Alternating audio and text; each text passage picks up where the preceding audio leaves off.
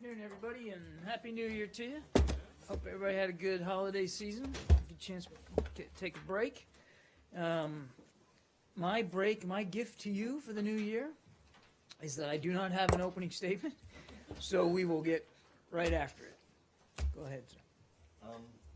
I'd like to start in North Korea. Kim Jong-un in his New Year's address said that North Korea was preparations for doing an ICBM test for reaching the final stage. Yeah. Wondered if you had any reaction to that, and if you've any indication that a test is a missile test of some sort is in the works. Well, as I think you know, generally we don't talk about intelligence matters or intelligence assessments with respect to specifics about the capabilities that they continue to pursue, both on the ballistic missile side and, of course, on the nuclear side. So I'm not going to get into characterizing or confirming the veracity of the comments in his New Year's speech. What I will do, though, is, as we have before, continue to call on the DPRK to refrain from provocative actions and inflammatory rhetoric that threaten international peace and stability, and we want them to make the strategic choice to fulfill their international obligations and commitments and return, frankly, to the six-party talk process.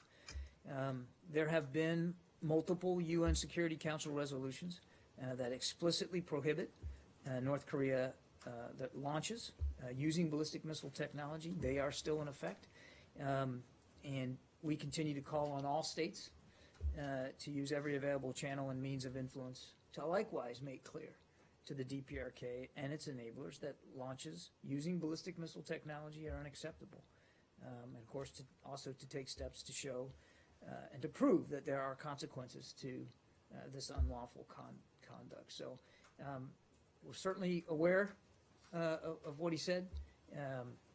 We're obviously aware of the capabilities they continue to pursue, and that's why the United States continues to work with the international community to hold Pyongyang to account for the pursuit of these capabilities and for the instability that they're contributing to. I would remind that the sanctions regime put in place recently is the most stringent over the last 2 decades, and that they are being implemented. So I guess we're just going to have to, we're going to have to obviously watch this going forward. But the international community is clearly galvanized like it hasn't been before. Do you have any way to convey these ideas directly to North Korea at this point? Well, we don't have direct diplomatic relations with the North.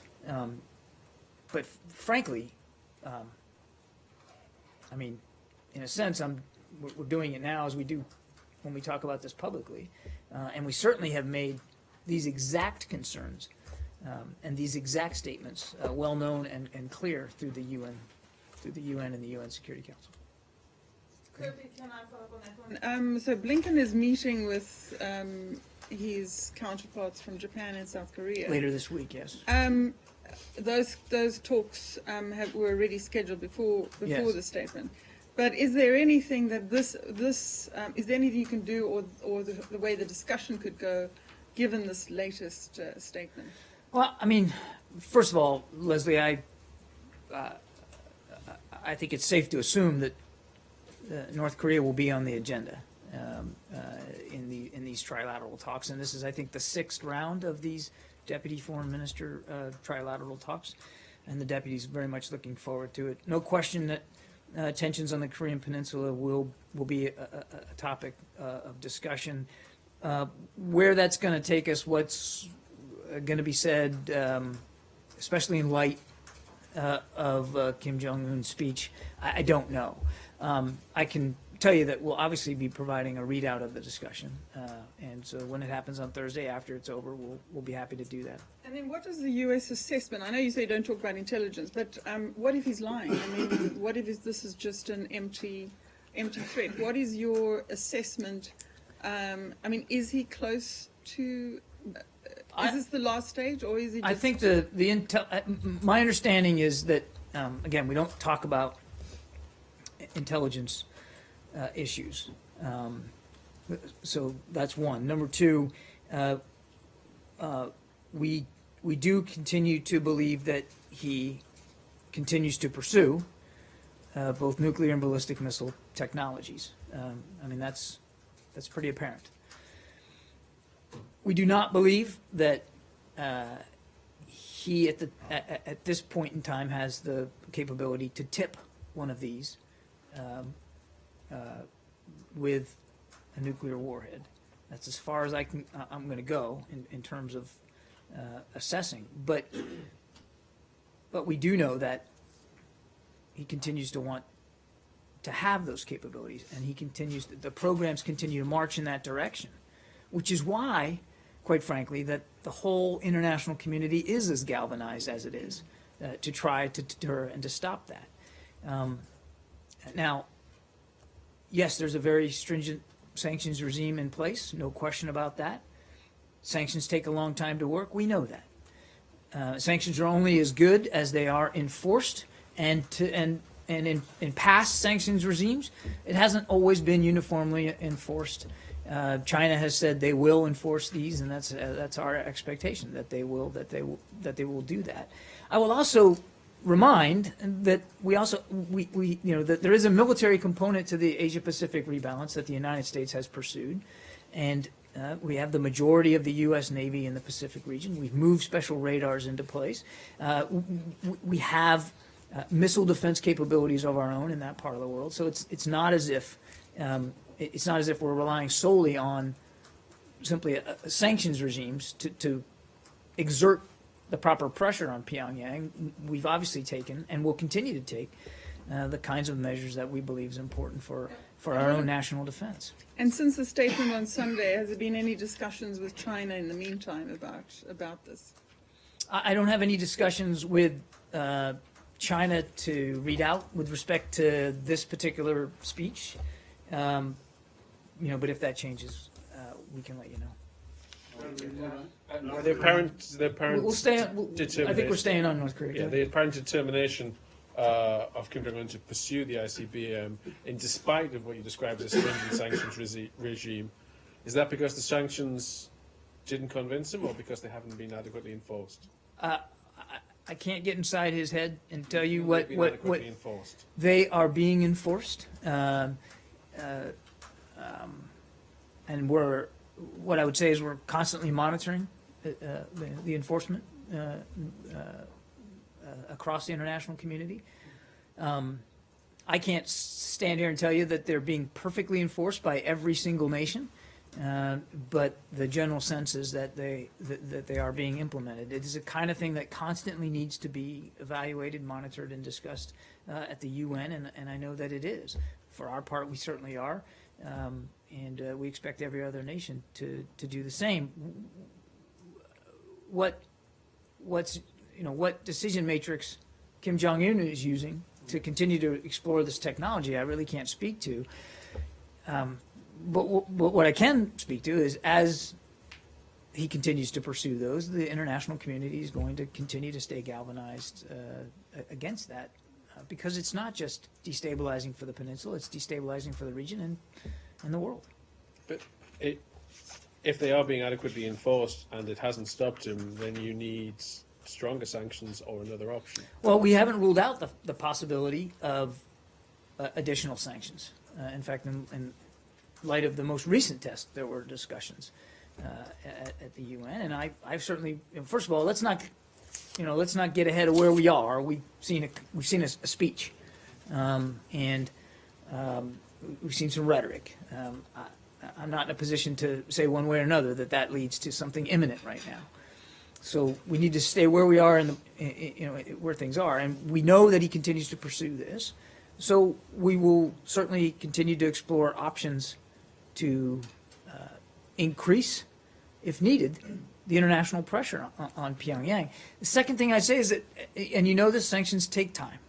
He has obviously proven impervious to sanction pressure in the past because he continues to explore these capabilities. But it doesn't mean that, at least for the United States part, that we're simply relying on sanctions and sanctions alone. As I said, there is a robust U.S. military presence in the Pacific region, in the North Pacific region specifically. We have ironclad security commitments there on the peninsula with Republic of Korea allies that we take very, very seriously. And so, I mean, it's the entire U.S. government here is rightly, as we should be, focused on this growing threat. You've called for a return to six-party talks. Obviously, the Iran nuclear deal came out of multilateral talks. But parallel to that, as we now know, the United States engaged directly with Iran. And it was seen by many outside observers that the bilateral ties between Iran and the United States were what bore fruit and brought around the P5+1 deal for the JCPOA. Has there been any discussion about direct contacts between Washington and Pyongyang on this issue? I would say, just in answer to that, our focus continues to be on returning to the six-party process. We'll go to, you want to go to that, and then I'll go to you, James. Are you still in North Korea? I'm on North Korea. Okay, so Steve and then Yeah, James. following up on six-party talks, you mentioned, you called for them to return to that process. Is that without preconditions? It has always been. I mean, we want them to return, but the condition is that they have to commit to a verifiable denuclearization of the peninsula. That's always been the case. If that's what you mean by preconditions, nothing's changed in that regard. You know, they've got to be able to commit to denuclearization of the peninsula, and they have proven obviously unwilling to do that and unwilling to return to the process. Just a few different categories on this subject, if you would. First, is it the view of the department that China is doing all it can do to rein in North Korea's nuclear ambitions? Chinese officials have made clear that they intend to implement the resolution. And we're engaged with an ongoing dialogue with them to that end, as well as our allies and our partners on how to best curtail the DPRK's pursuit of nuclear, ballistic missile, and proliferation programs. I didn't ask if it is the view of the department that China is doing everything it can to comply with the resolution. I asked if it is the view of this department that China is doing all it can do. No, I understand the question. I'll leave my answer as it is.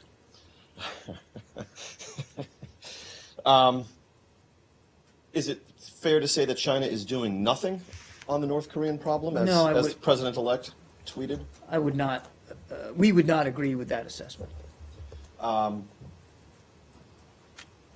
The Chinese Foreign Ministry said today, apparently in response to the President-elect's tweet, that we hope all sides can refrain from speaking or doing anything that can aggravate the situation. Is it the view of the department that the President-elect's tweets are in fact aggravating the situation? We're not taking a position on the president-elect's tweets with this or any other issue.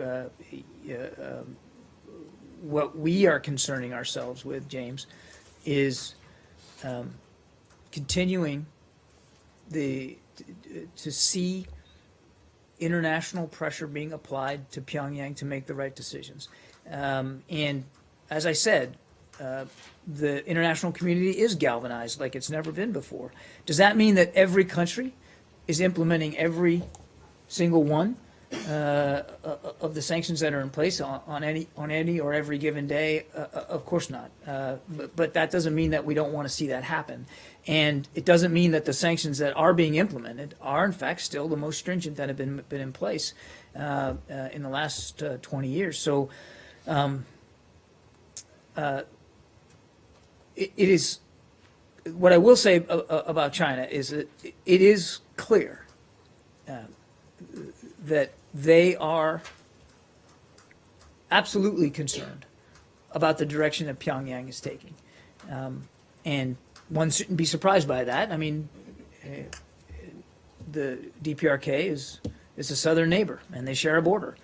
They have been concerned about sanctions in the past because their southern provinces do direct business in North Korea. But they did sign up to these very robust sanctions.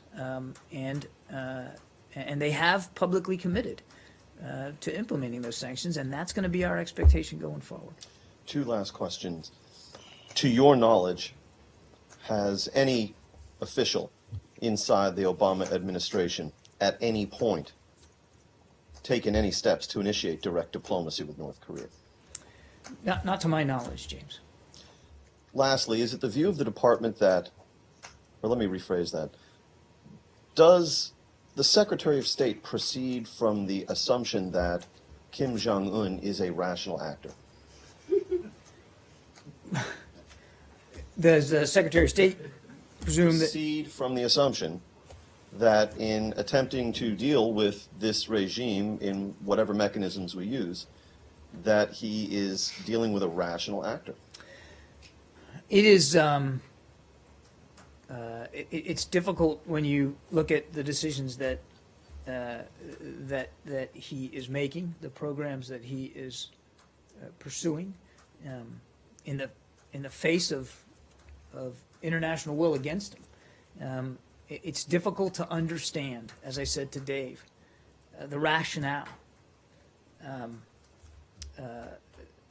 in making those decisions and in pursuing those programs, which are clearly coming at the expense of his own people, clearly coming at the expense of security and stability around him and his own citizens and in the region. But I don't believe that we are pursuing the options that we are pursuing based on a litmus test or a view or a personal assessment of his psychology and the degree to which he's rational on any given day. We are, however, pursuing these options based squarely on what we see in his actions. It's hard to get inside his head, but it's pretty easy to see from his actions. I mean, this is a man, mind you, that executes his own officials using anti-aircraft gunnery. What does that tell you? It tells me that, and I think it tells the world, that he is utterly brutal, and continues to rule with an iron fist, and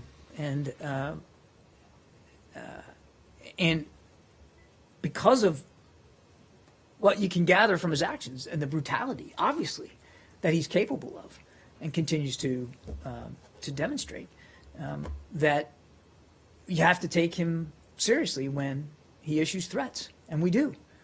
We always do.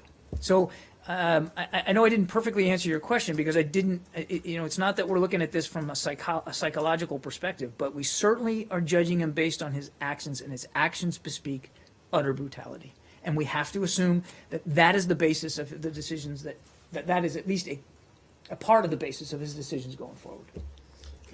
Yeah, please.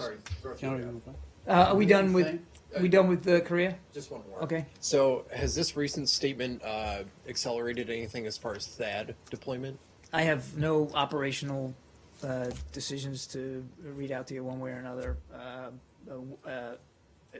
I would refer you to my counterparts at the Defense Department to speak specifically to that, because I'm just not. I'm not really informed enough to know where the discussions are on that. You'd have to talk to the Pentagon. Okay. You still in Korea? You have one more? You mentioned that the U.S. doesn't believe that North Korea has the capability to tip put a nuclear one, warhead on one of its to missiles. tip one, yeah. Does that mean any kind of missile, a short-range missile, a mid-range? I think I'm just going to leave it at that. I'm gonna leave my statement where it was. Yes, Yeah, thanks. I want to go to the Palestinian-Israeli issue. Sure. Since we haven't had a chance to discuss the Secretary's speech last week, for which you've gotten a lot of flack. But I want to ask you, absent any mechanism to... I would also say there's been an awful lot of international support for the Secretary's comments, including from Arab countries. A lot of international support. So certainly in your statement, I note, there's been some criticism. There's been an awful lot of international support. I understand, and I think there's been overwhelmingly international support. But we're talking about, this town has been very scarce in giving you the kind of support. Well, again, I don't know that I'd agree with that, but go ahead. Fine. Of course, the speech came in the aftermath of Resolution 2334, which said that the settlements were illegal and so on. Now, but I reviewed all the settlements that preceded it, which is 446, 452, 465, 478, and they all had much stronger language.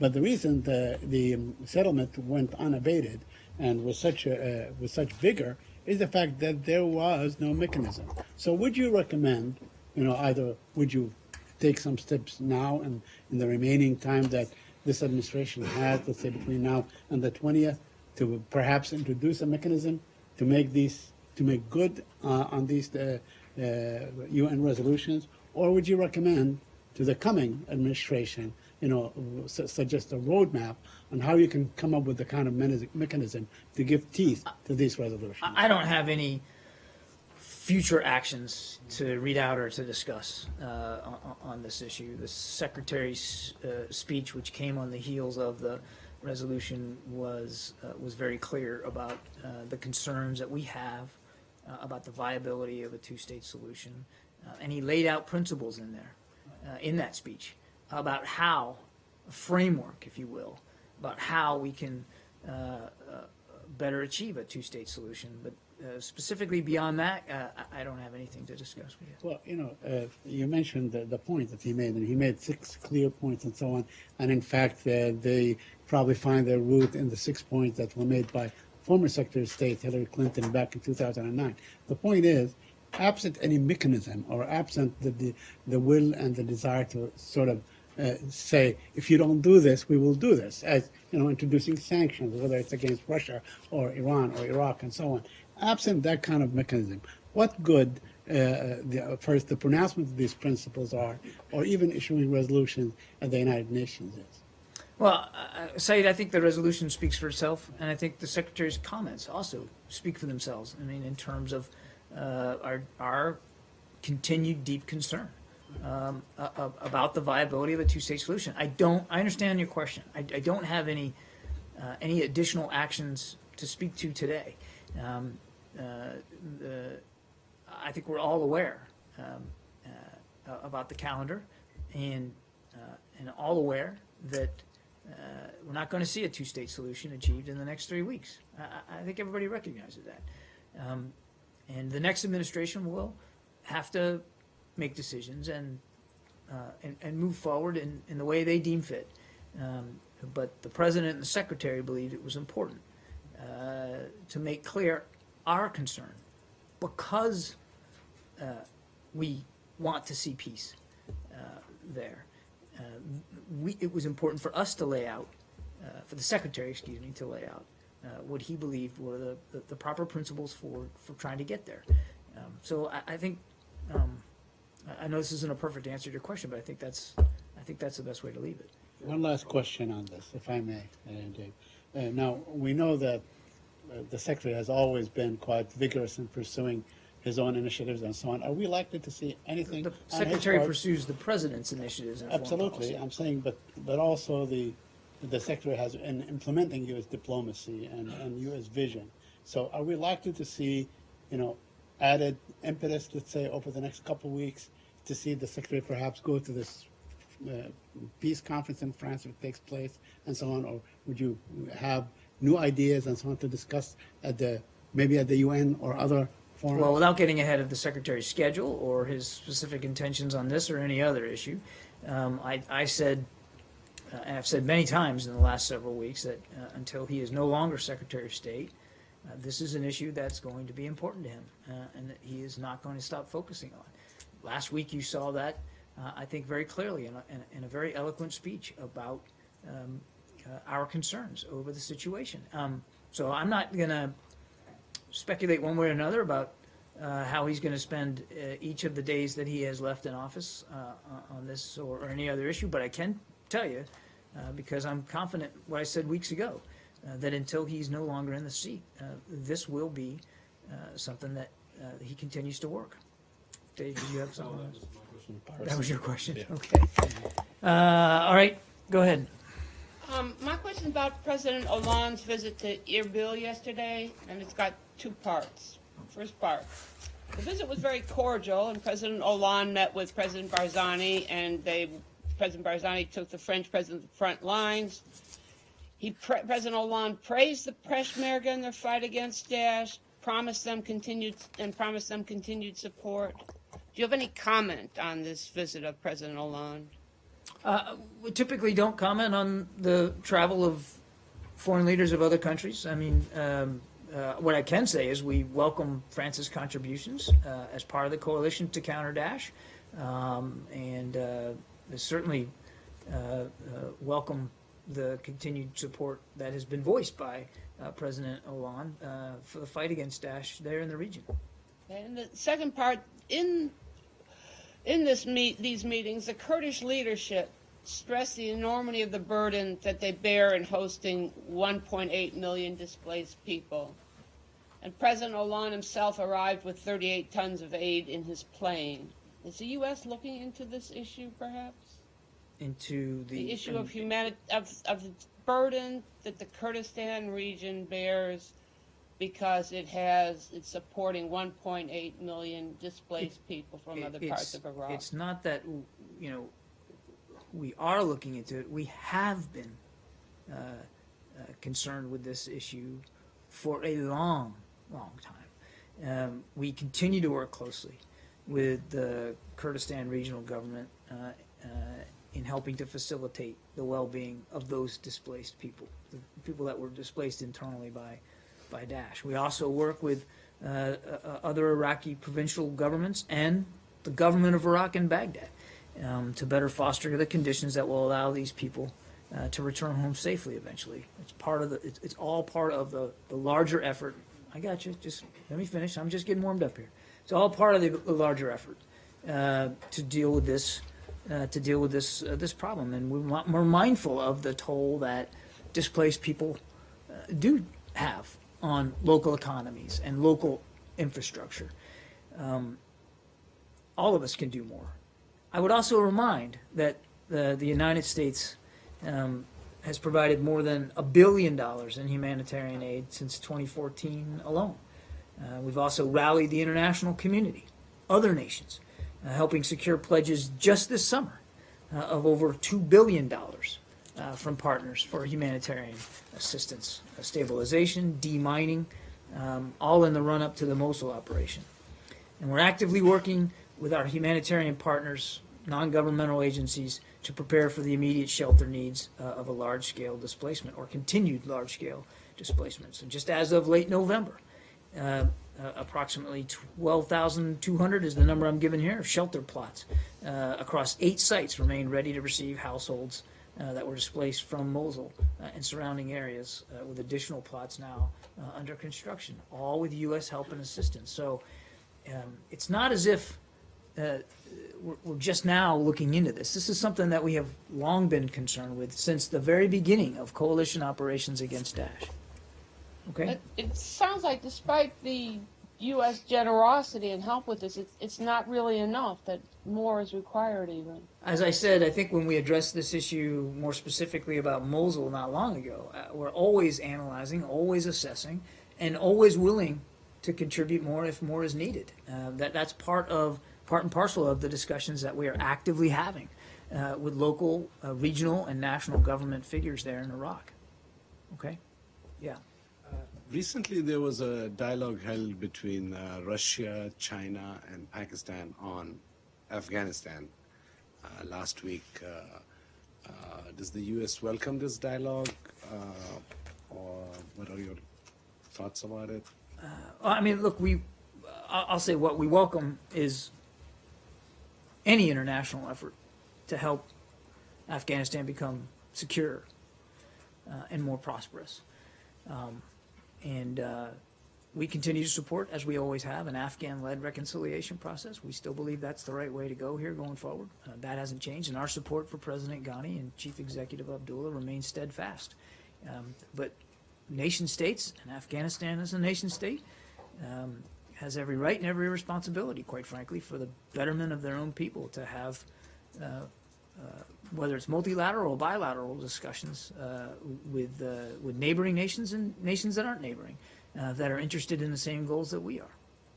So you're saying that without Afghan government being present there at the discussion, and they did lodge a protest about it as well, their foreign minister, that... I wasn't, we obviously weren't there either. So I can't speak to the specifics of this meeting, but to the degree that the countries are meeting to discuss the same secure, safe, prosperous Afghanistan that we all want to see, and they can come up with ideas to pursue that in keeping with mandates from the international community, and in particular NATO, those could be constructive. One of those efforts with regard to bringing peace in Afghanistan is about the recent deal that the government made with the Hikmatyar's party. And according to some report, the government has sent a letter to the United Nations to remove his name from the terrorist list. What is the U.S. government's stance going to be about removing his name from the... Well, the US gonna be okay? Sanctions committee consultations are confidential, and we don't talk about them. So I have nothing to provide you on that. Right? Do you have some readout about secretary call or talk with the Pakistan's finance minister Dar or Indus Water Treaty? I can confirm that he did speak on the 29th of December with Finance Minister Dar. I'm not going to read that out in any great detail. The Indus Waters Treaty has served, I think, as you know, as a model for peaceful cooperation between India and Pakistan for now 50 years. We encourage, as we have in the past, India and Pakistan to work together to resolve any differences. Has the U.S. offered to mediate on this issue between India and Pakistan? As you know, there are some disputes between the two countries on this issue. As I said, we encourage India and Pakistan to work together bilaterally to resolve their differences. Has he talked to the Indians also on this issue? We're in regular communication with the Indian and Pakistani governments on a wide range of issues. I just don't have any more details for you. But not at his level, right? I don't have any more detail for you. Okay, thank you. Go ahead. China recently invited India to be a part of the CPEC. What is the U.S. Recommendation or suggestion to India on this issue? This is an issue between India and China. I don't have a U.S. reaction to that right now. Okay. Question on Yeah. Egypt regarding Ahmed Maher.